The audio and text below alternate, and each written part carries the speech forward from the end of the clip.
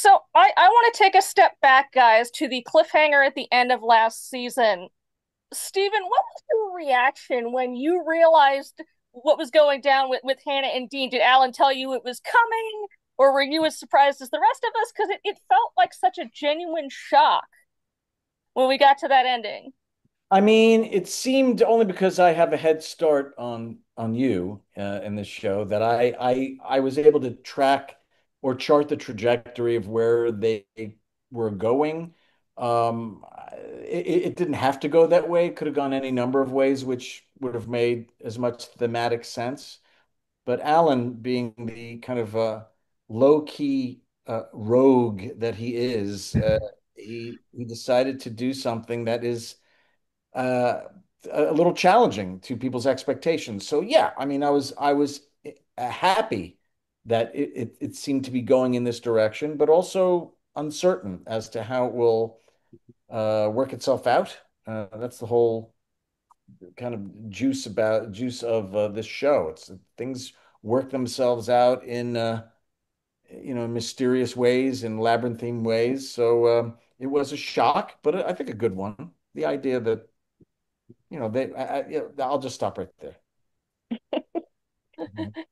Well, Ripley also had a visit from Sadie. How does she play into the character arc this season? Well, because the relationship between Hannah and Ripley ended, um, I, I can confirm that they are dating in the premiere. Um, I think that what was interesting about her, the actress,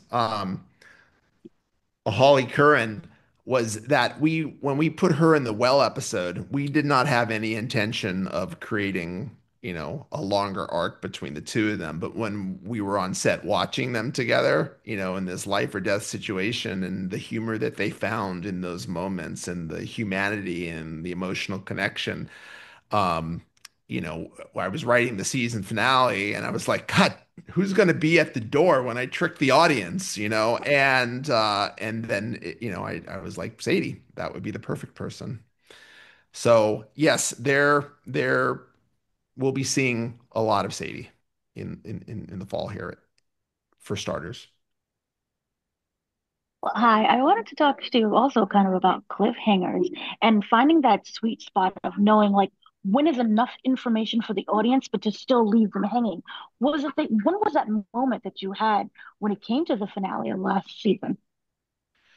I'm gonna I I'm gonna tell you something I haven't told anybody today, which is that I wrote it the way that I did in the finale because I thought it did confirm that Archer was the father of the child. Like, I never intended for that to be a secret for the summer.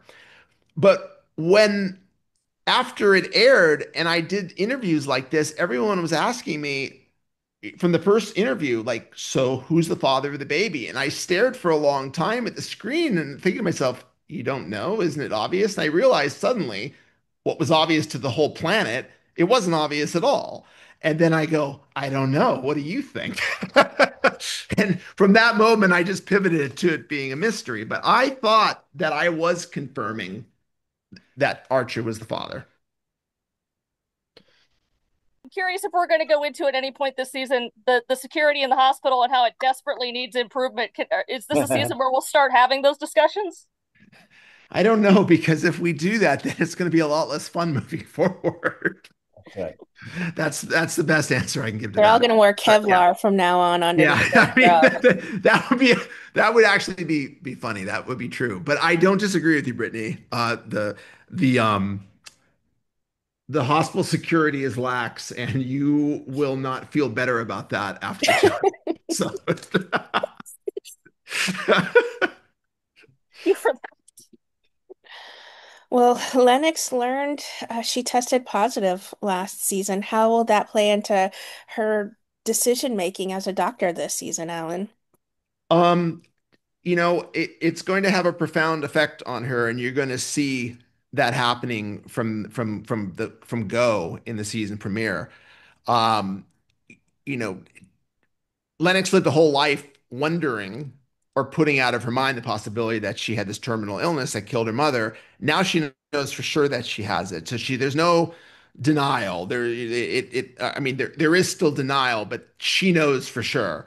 And so moving forward, she has to learn how to live with that hanging over her head. Is she going to fall apart? Is she going to pretend nothing has happened and continue to live her life the way that she always has? Or is she going to start making different decisions than what she's made in the past? Is she going to start taking risks? Are these risks a step too far, for her comfort zone? And so, like, of those three questions, I think, spoiler alert, I think the third one is going to be playing the most into her arc for the season. But, she could die in a year and a half. She could die in 15 or 20 years. It's that indecision that could drive you mad. And that's the thing that she has to learn to navigate. Dean, is there anything that you can tease that we will see a bit differently than what we have seen before from him? Hmm. Well, I think he's going to be affected by Hannah's state, and he's going to try to figure out where he fits in and where she includes him because they've worked to kind of achieve this relationship that is very important to him, and suddenly the inclusion of her pregnancy, I think, impacts that rather challengingly, if that's a word. So that's as much as I could tease you with. Mhm. Thank you. Welcome.